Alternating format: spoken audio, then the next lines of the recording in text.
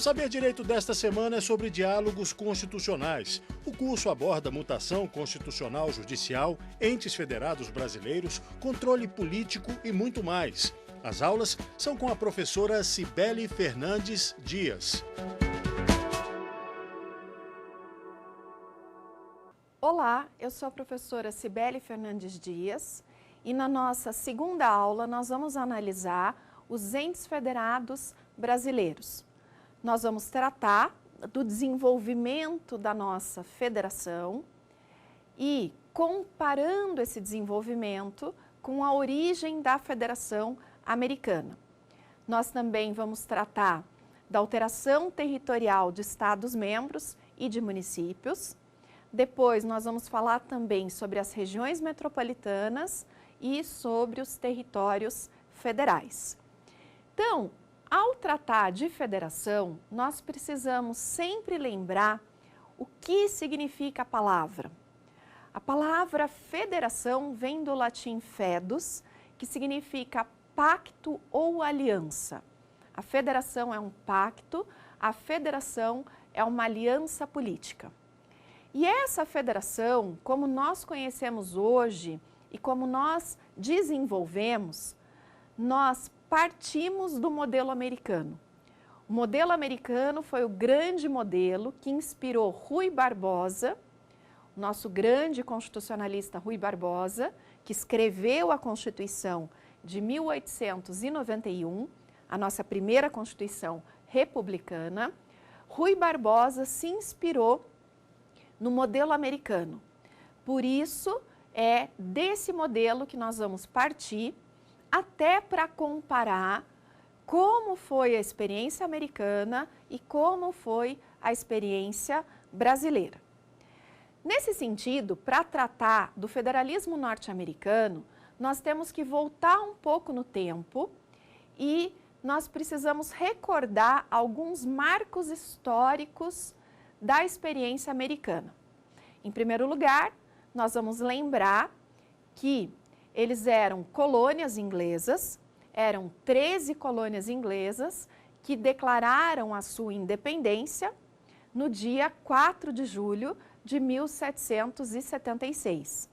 Os representantes dessas 13 colônias se reuniram e elaboraram a Declaração de Independência, que é um texto muito bonito, que começa com a seguinte frase: todos os homens nascem livres e iguais. É um texto de uma página, a Declaração de Independência, mas que eu aconselho todos os alunos a lerem, porque é uma declaração muito bonita, genuína mesmo, essa Declaração de Independência americana. Logo em 1776, como eles declararam a independência, surgiram 13 estados soberanos e 13 estados independentes. Mas, em 1781, praticamente 5 anos depois da Declaração de Independência, esses 13 novos estados resolvem se unir numa aliança confederativa. Eles tinham muito medo, eles tinham muito receio que a Inglaterra quisesse retomar as 13 ex-colônias e eles perceberam que juntos eles seriam muito mais fortes.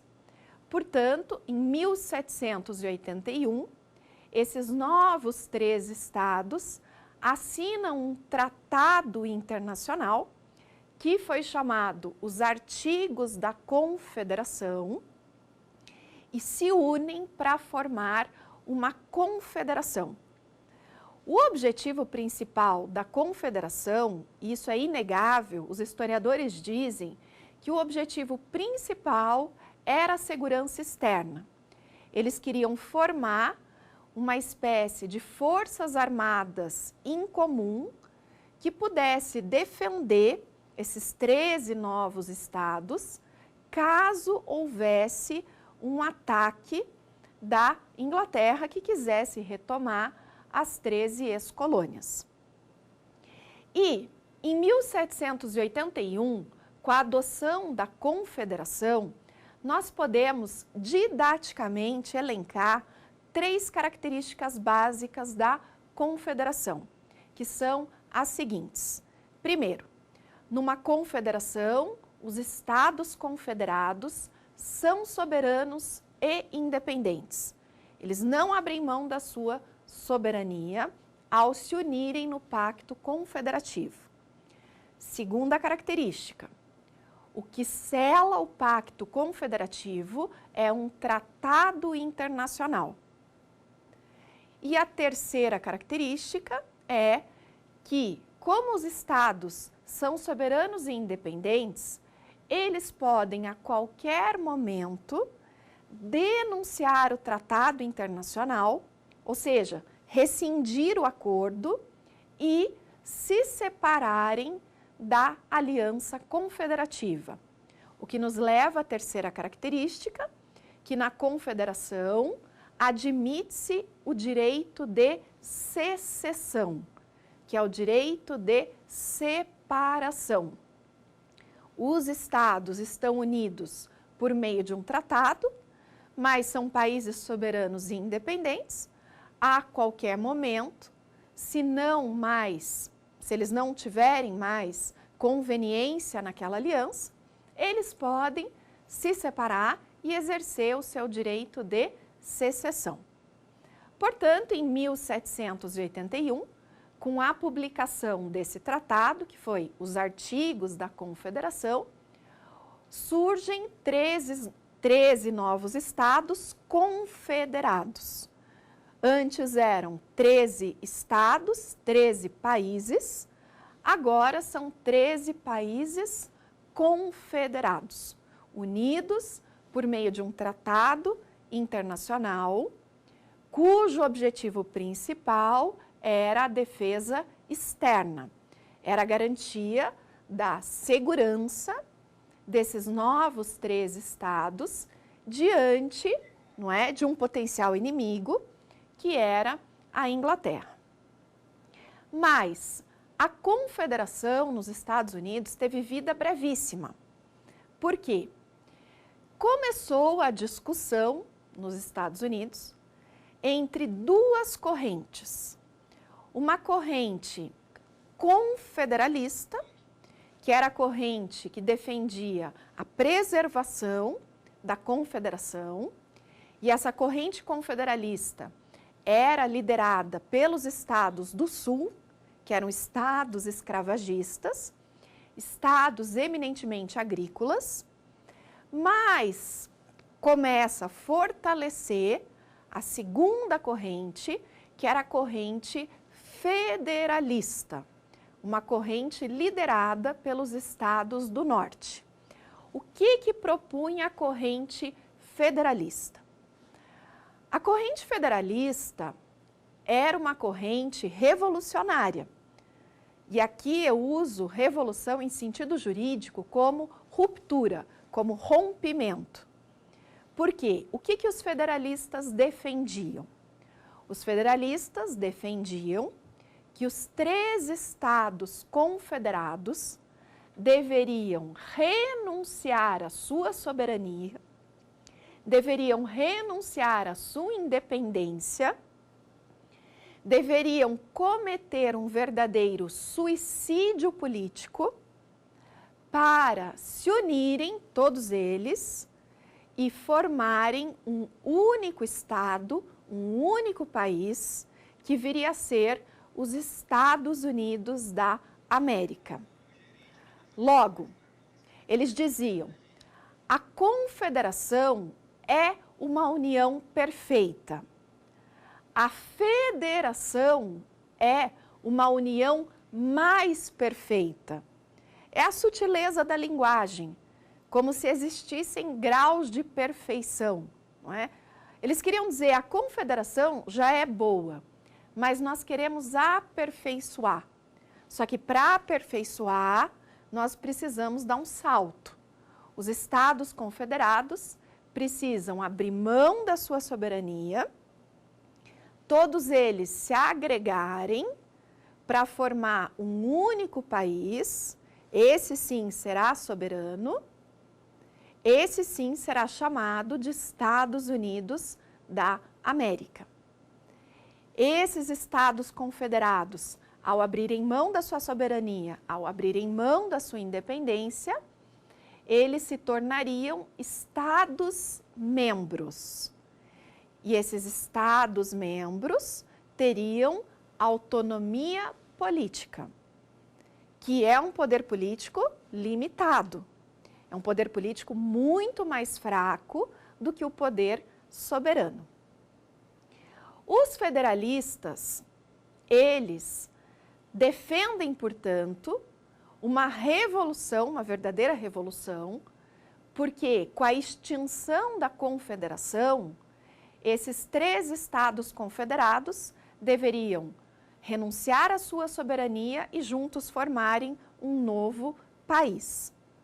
E essas 2 correntes, eles se reúnem na cidade de Filadélfia, os representantes do povo, os deputados dos estados, e na Convenção de Filadélfia, que aconteceu em 1787, vence a corrente federalista.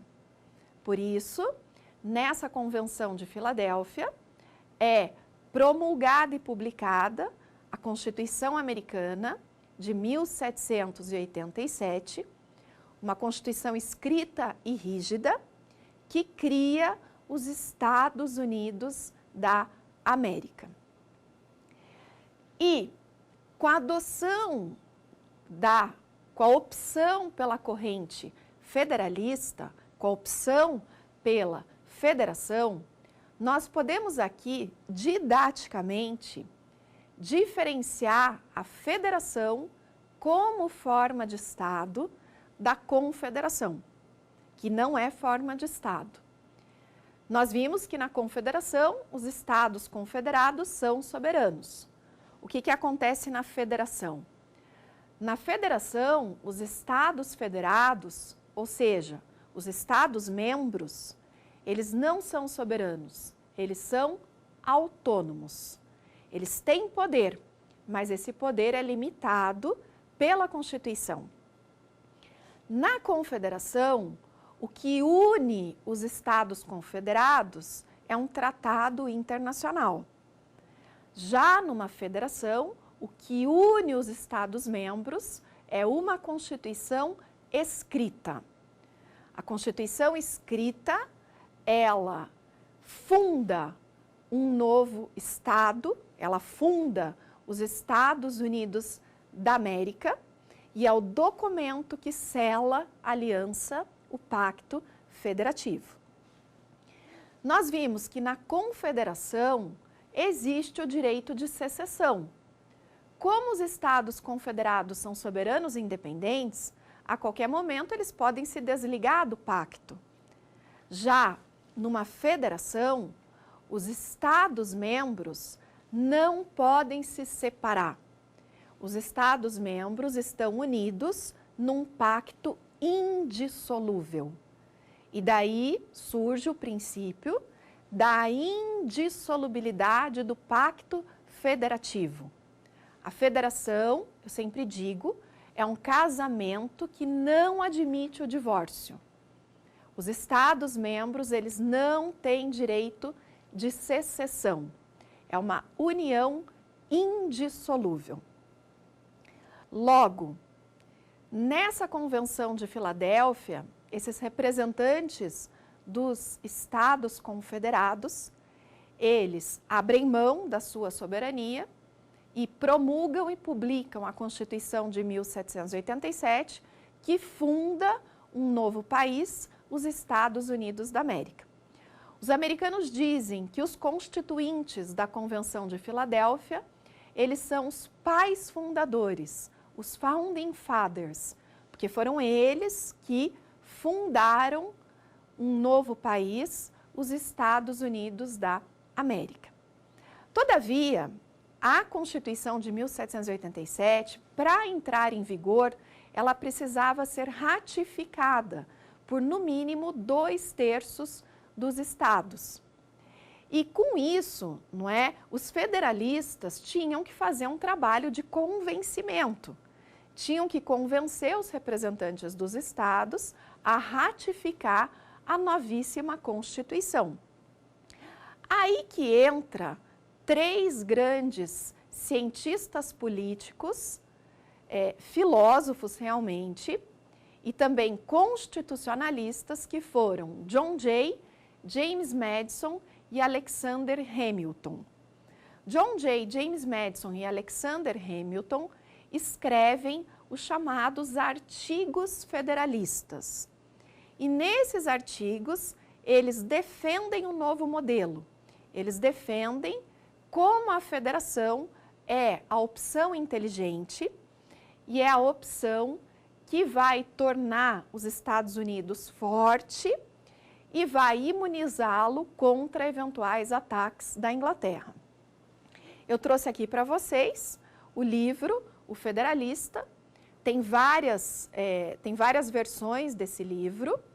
Esse livro foi traduzido por várias editoras e é um livro de leitura obrigatória para um estudante de direito constitucional. Lendo O Federalista, nós conseguimos entender toda a arquitetura de uma república federativa. A partir da leitura desses 3 grandes arquitetos, John Jay, James Madison e Alexander Hamilton, nós podemos entender toda a inteligência da construção da federação. E vejam só, é importante dizer que a federação, ela foi uma escolha dos estados do norte. Os estados do sul, eles não queriam a federação. Os estados do sul, eles queriam continuar sendo uma confederação. Mas lá em 1787, o que garantiu a adesão dos estados do sul é que houve uma promessa, digamos assim, implícita, que com a adoção da federação, com a criação dos Estados Unidos da América, não seria abolida a escravidão. Porque a escravidão era, digamos assim, uma cláusula pétrea para os sulistas. Os sulistas não abririam mão da escravidão. Portanto, convencidos, não é, acreditando nessa promessa dos nortistas de que não seria abolida a escravidão e de que com a adoção da federação eles seriam mais fortes e seriam capazes de enfrentar a Inglaterra, foi assinada a Constituição de 1787, foi ratificada essa Constituição e dá-se início à Federação Americana. Esse momento, lá no século XVIII, os historiadores americanos chamam de momento da fundação da Federação Americana, onde os estados do sul, digamos assim, engoliram com farinha, porque eles não queriam a federação. O que acontece depois? No decorrer da história americana, não é, acontecem várias situações, vários momentos políticos, onde começa essa efervescência de abolição da escravidão. E os estados do norte, eles queriam abolir a escravidão. E os estados do sul não queriam. Começou o impasse. Até que, em 1857, a Suprema Corte julga um caso que foi um leading case. A gente chama de leading case porque foi um caso paradigmático, que foi o caso Dred Scott. Dred Scott era escravo e vivia com o seu dono, ele e a esposa viviam com o seu dono, num estado que já tinha abolido a escravidão. Só que o dono de Dred Scott vem a falecer e a viúva quer colacionar Dred Scott à sua herança. Ou seja, ela diz que Dred Scott pertence a ela e deve ser colacionado à sua herança. O que faz Dred Scott lá em 1857? Dred Scott ajuiza uma ação perante a justiça americana, uma ação declaratória de reconhecimento de homem livre. Ele declara, ele pede que o Poder Judiciário americano declare que ele é livre, baseado principalmente na Declaração de Independência, porque a Declaração de Independência começa, não é, com a seguinte frase: todos os homens nascem livres e iguais.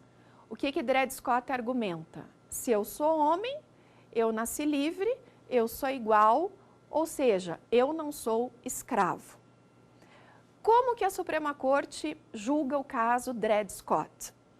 A Suprema Corte decide que Dred Scott não tinha nem legitimidade para agir, porque ele não poderia nem acionar o Poder Judiciário, já que ele era um escravo, ou seja, ele não era uma pessoa.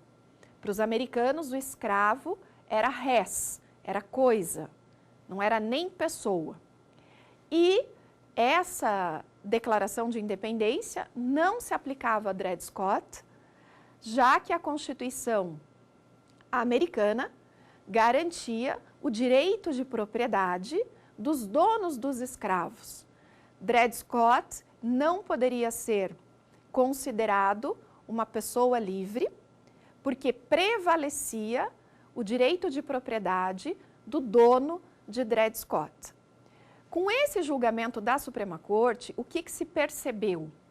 Se percebeu que a abolição da escravidão dependeria de uma emenda à Constituição. Sem uma emenda à Constituição, não seria possível abolir a escravidão. Esse caso Dred Scott foi um caso assim, emblemático, porque a Suprema Corte dos Estados Unidos diz com todas as letras que a Constituição americana garante a escravidão e que ela decorre do direito de propriedade dos donos dos escravos. A partir dessa decisão de Dred Scott, os estados do norte, não é, começam a pensar em apresentar uma proposta de emenda à Constituição americana. E quando isso começa a ficar, não é, mais sério, e quando isso efetivamente ocorre, quando essa proposta é apresentada, os estados do sul se revoltam. Eles dizem: não, nós não aceitamos a abolição da escravidão. Essa questão já tinha ficado decidida lá atrás, na Convenção de Filadélfia, que a escravidão não seria abolida. Nós não vamos aceitar a abolição da escravidão e nós declaramos a nossa independência. Nós não fazemos parte mais dos Estados Unidos da América e nós vamos agora exercer o nosso direito de secessão. Com essa declaração de independência dos estados do sul, que é claro, não é aceita pelos estados do norte, começa a Guerra da Secessão.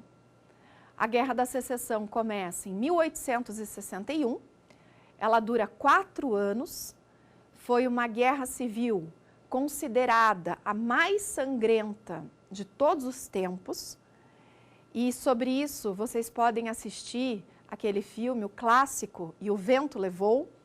E o Vento Levou dá uma imagem realmente do que foi a devassidão que causou a Guerra da Secessão, a destruição que causou, porque quando a heroína diz, nunca mais sentirei fome, nós temos que lembrar que essa heroína do Vento Levou, ela é uma sulista, dona de uma grande fazenda que foi inteiramente dizimada na guerra. E no final da guerra, ela diz, nunca mais sentirei fome. Ou seja, eu vou reconstruir a minha fazenda. Mas a Guerra da Secessão foi uma guerra muito sangrenta e no final de 4 anos, os estados do sul se rendem. Mas eles lutam até o fim. Eles se rendem e eles dizem, não, realmente, vocês venceram e nós não temos mais o que fazer, não é? Vai ser abolida a escravidão e nós permanecemos, né, juntos nos Estados Unidos da América. E por isso, em 1865, quando o Sul se rende e termina a Guerra da Secessão, é aprovada a 13ª emenda à Constituição Americana, abolindo a escravidão. Esse momento de aprovação da 13ª emenda, depois da Guerra Civil, da Guerra da Secessão, é um momento que os americanos chamam de refundação, porque aqui realmente começa a Federação Norte-Americana. Lá em 1787, ela começou no papel, era uma formalidade. Aqui não. Em 1865, depois da Guerra da Secessão, nós temos a refundação, um novo pacto federativo, em que o Sul se rende e é obrigado a aceitar que fazem parte dos Estados Unidos da América e são obrigados a aceitar que nesse novo Estado não cabe mais a escravidão, que todas as pessoas realmente devem ser livres e iguais. A doutrina diz que a Federação Americana é uma federação por agregação. O que significa isso? Eram estados soberanos e independentes que se agregaram para formar um único país. Eles se uniram para formar um único país. Tanto assim que, antigamente, na moeda do dólar, né, hoje está escrito em Deus nós confiamos, mas antigamente estava escrito na moeda in pluribus unum.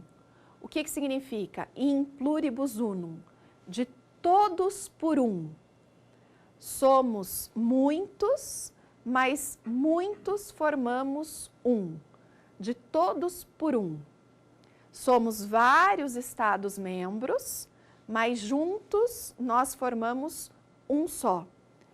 Então vejam que na federação nós temos que conciliar a diversidade, porque nós temos vários Estados-membros com autonomia política, e ao mesmo tempo a unidade.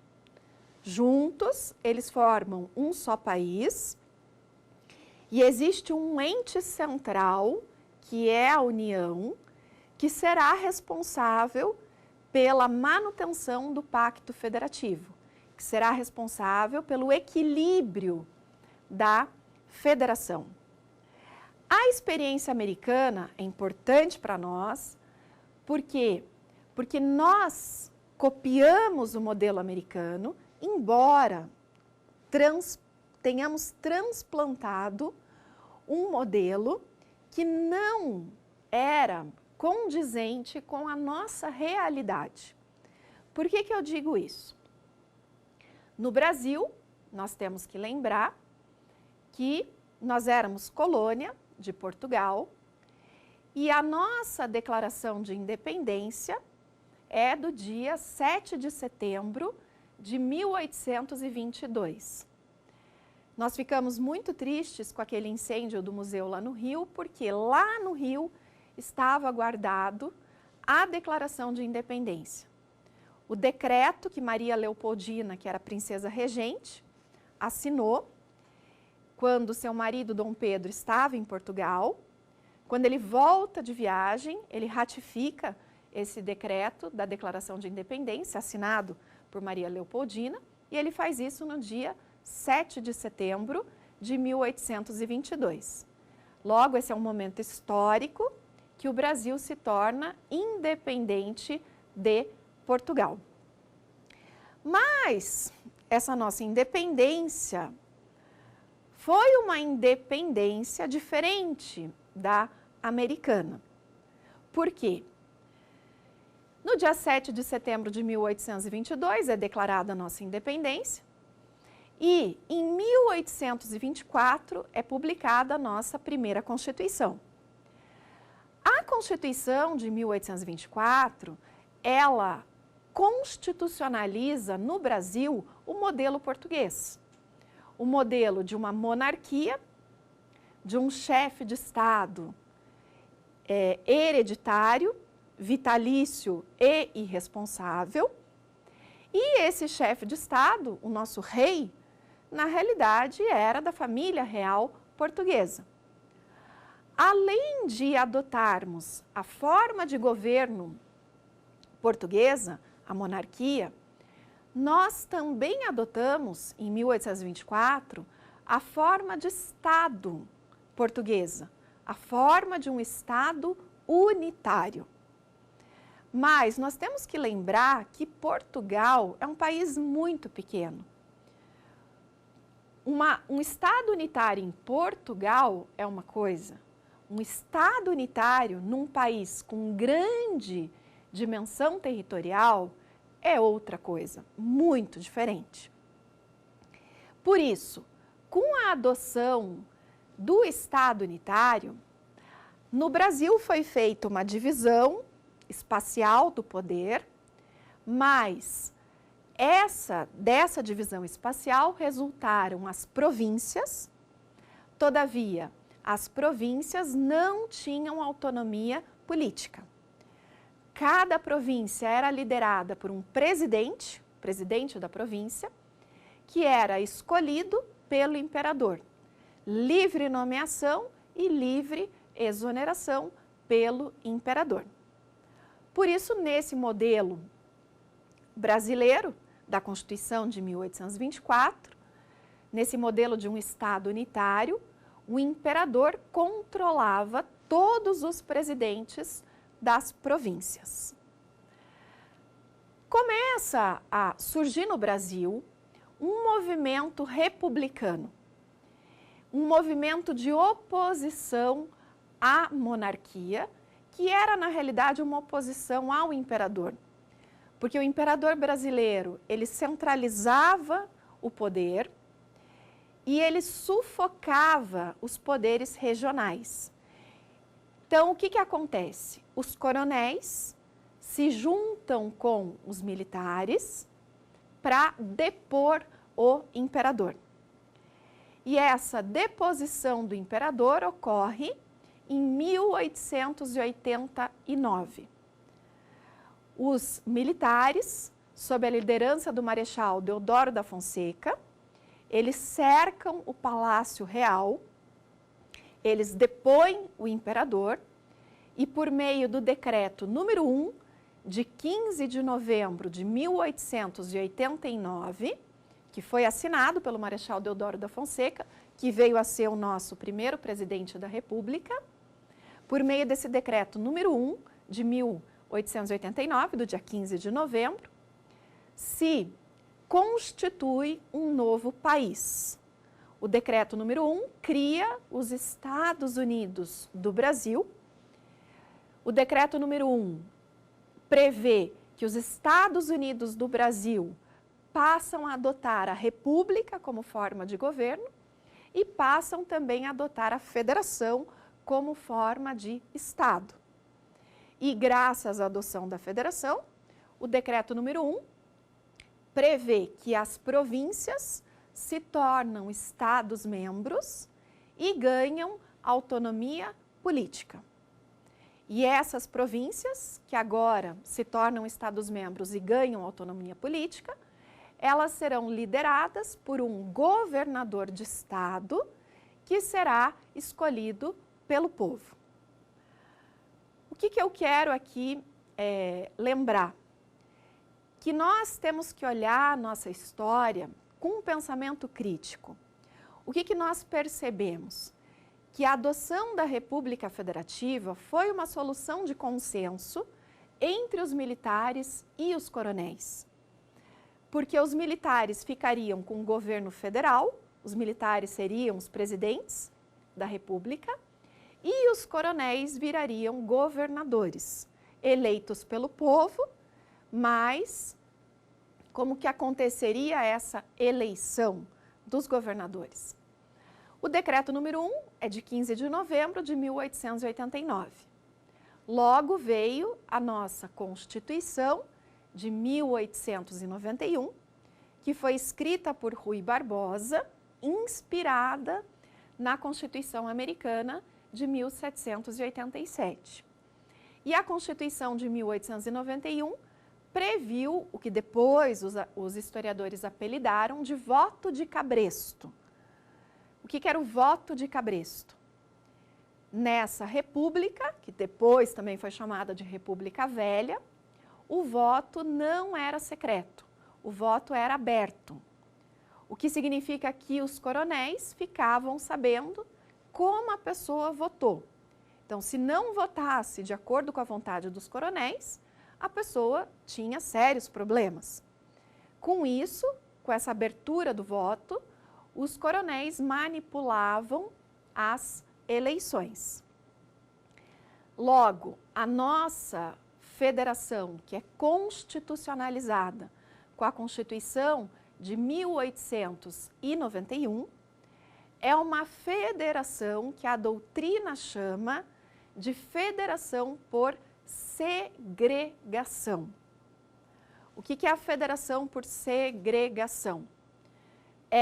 O Brasil era um Estado unitário, com a Constituição de 1824.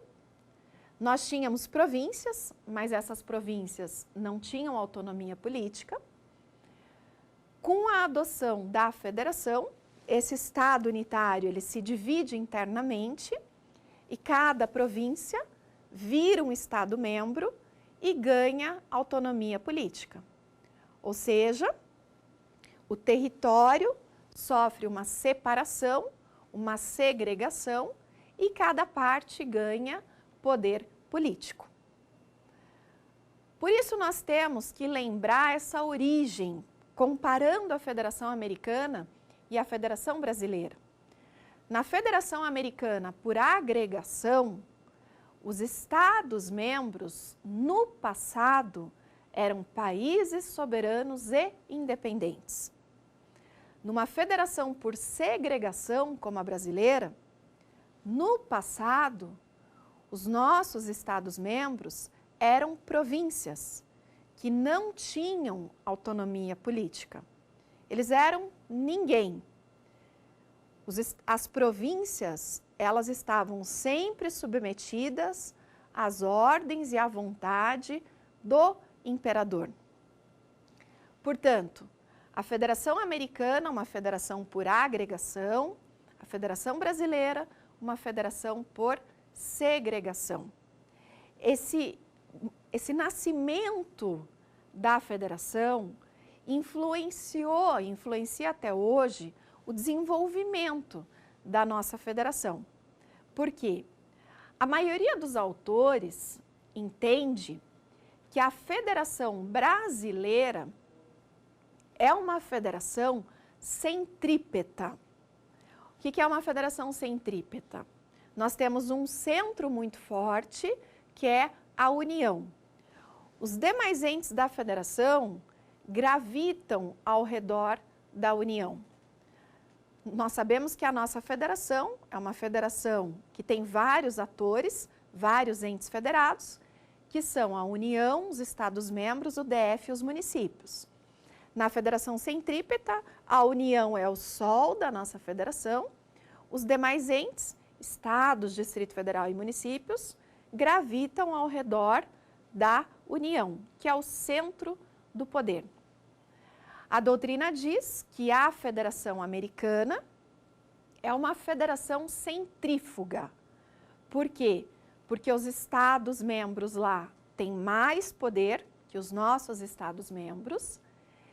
Esse deslocamento de poder está nas extremidades, a União está aqui no centro, mas como os Estados-membros são poderosos, essa força centrífuga é uma força que joga o poder para as extremidades. Eu sempre faço uma brincadeira, assim, de que a Federação Americana, que tem essa força centrífuga, é como a nossa máquina de lavar roupa, não é? Que tem a força centrífuga, que joga a roupa para as extremidades. Porque o poder é, digamos assim, exercido nas extremidades. Na federação centrípeta, o poder é exercido pelo centro. O poder é exercido pela União. Agora vamos testar um pouco os nossos conhecimentos, vamos responder ao quiz.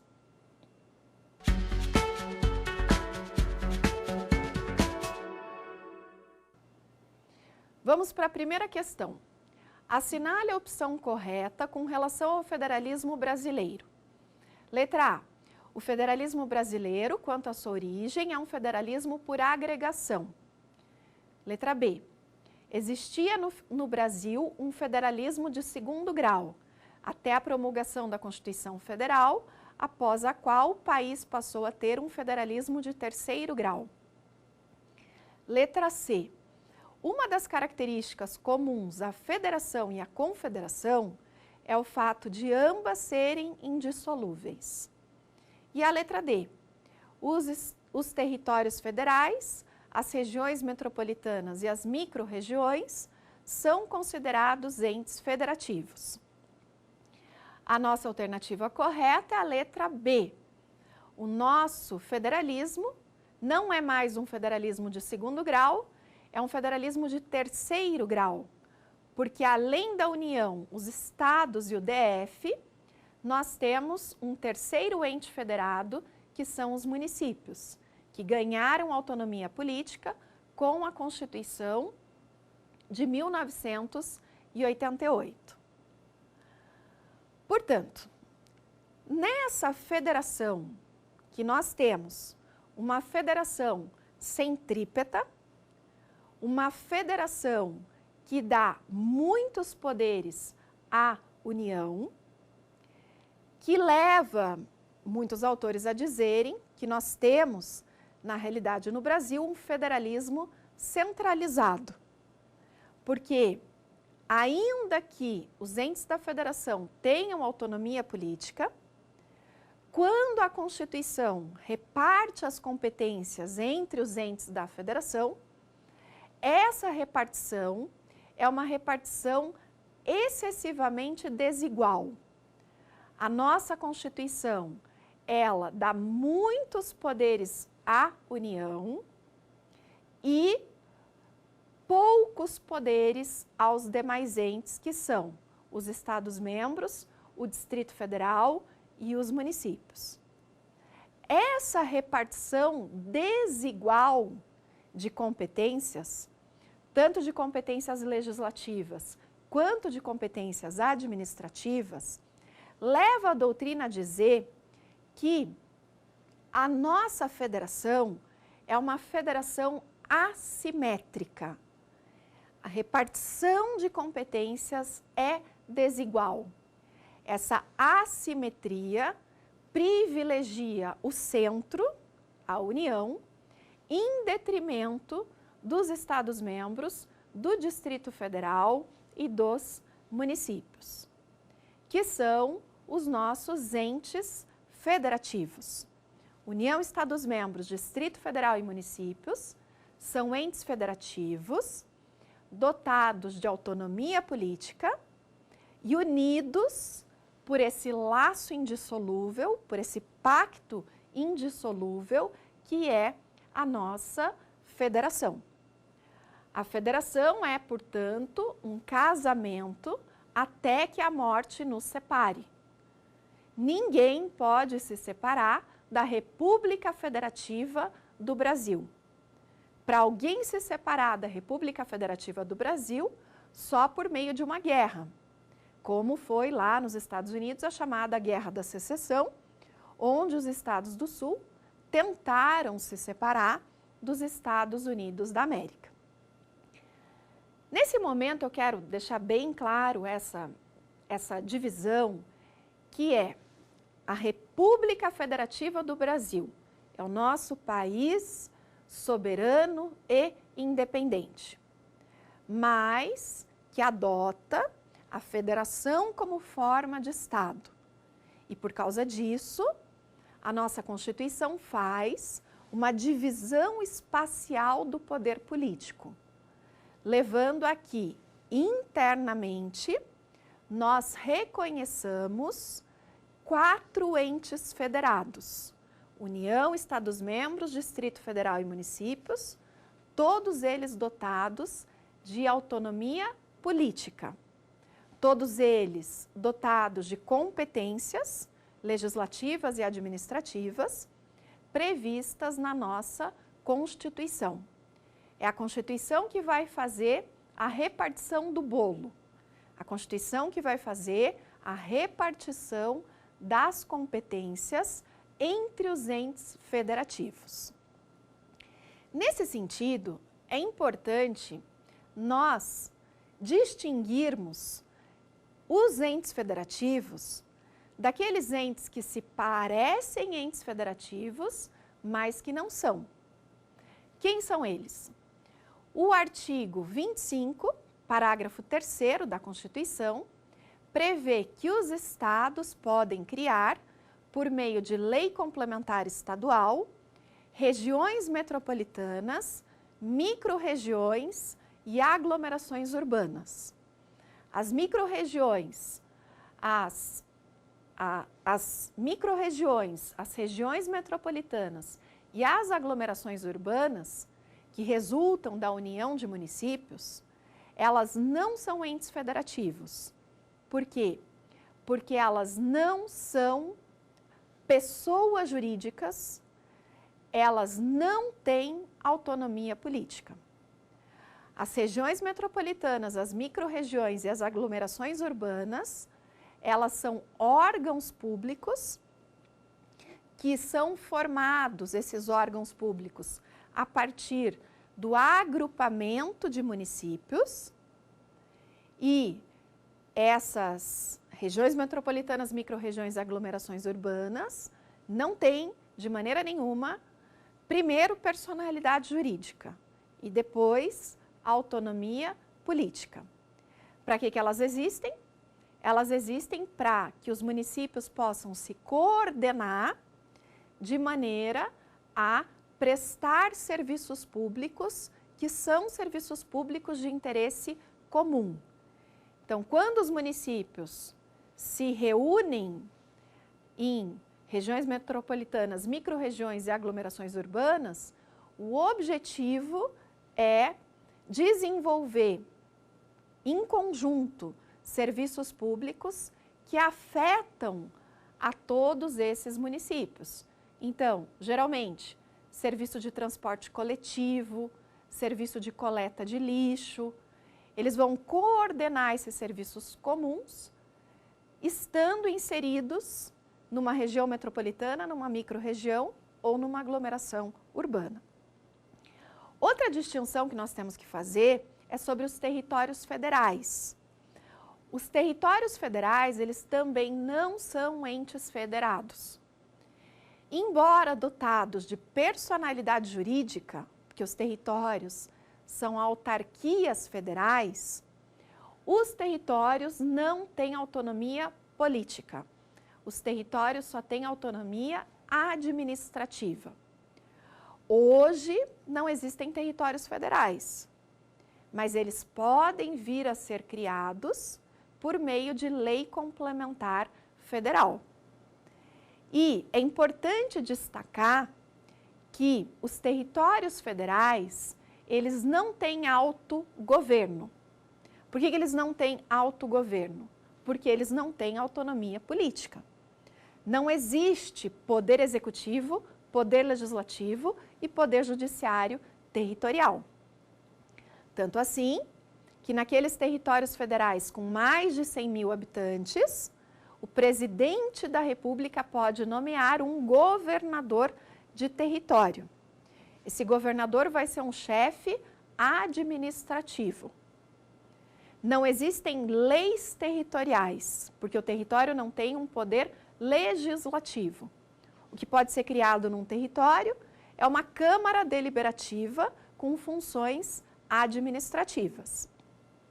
Se vocês forem dar uma olhadinha na Constituição, vocês vão ver que os territórios federais, eles estão previstos no artigo 18, parágrafo 2º, e também no artigo 33, eles não são entes federados, eles não têm autonomia política, e a Constituição também previu lá no ADCT que Fernando de Noronha, que era território, foi reincorporado ao estado de Pernambuco. Amapá também era território, virou estado-membro. Roraima era território, virou estado-membro. Um território federal pode ser criado a partir de duas situações. Ou o Brasil conquista uma nova terra e essa nova terra vira um território, ou também um estado pode se desmembrar e uma parte desse estado-membro virar território federal. Mas os territórios, assim como as regiões metropolitanas, as micro-regiões e as aglomerações urbanas, não são entes federados. O nosso pacto federativo envolve 4 entes. União, que é o poder central, estados, Distrito Federal e municípios, que são os poderes parciais, que representam uma parte do nosso território brasileiro. Vamos agora novamente para o nosso quiz para testar os nossos conhecimentos.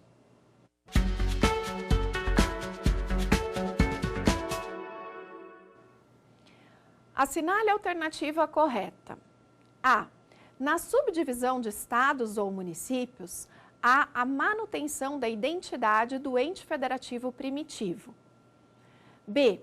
No desmembramento de estados ou municípios, ocorre o desaparecimento da personalidade jurídica do estado originário.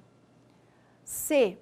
A consulta prévia às populações diretamente interessadas na modificação territorial de um município deve contemplar tanto a população do território a ser desmembrado, quanto a do território remanescente. E D. Aos territórios e ao DF é vedado dividirem-se em municípios. A nossa alternativa correta é a letra C. Nós vamos trabalhar agora com esse tema da alteração territorial de estados e de municípios e nós vamos ver o que acontece nesse plebiscito. Que população que tem que ser consultada nesse plebiscito. Nós vamos, nessa parte final da nossa aula, tratar da alteração territorial de estados e de municípios. E antes eu preciso lembrar o seguinte: os territórios federais podem ser divididos em municípios. O Distrito Federal não pode ser dividido em municípios. A nossa Constituição veda a divisão do Distrito Federal em municípios. Por essa razão, a nossa Constituição prevê que estados-membros e municípios podem sofrer alteração territorial desde que isso não implique secessão, desde que isso não implique separação, desde que ninguém se divorcie da República Federativa do Brasil. A alteração territorial de estados está prevista no artigo 18, parágrafo 3º. A alteração territorial de municípios está prevista no artigo 18, parágrafo 4º. Os requisitos são diferentes, mas os processos de alteração previstos na Constituição, que são a fusão, a subdivisão e o desmembramento, são iguais. Logo, estados e municípios podem se fundir, se subdividir ou se desmembrar, observando o artigo 18, parágrafo 3º para os estados e o artigo 18, parágrafo 4º para os municípios. Com isso, nós encerramos a nossa aula sobre os entes federativos e vou convidar vocês para a nossa terceira aula, onde nós vamos continuar com o tema da federação, com outros aspectos importantes do Pacto Federativo Brasileiro. Até lá!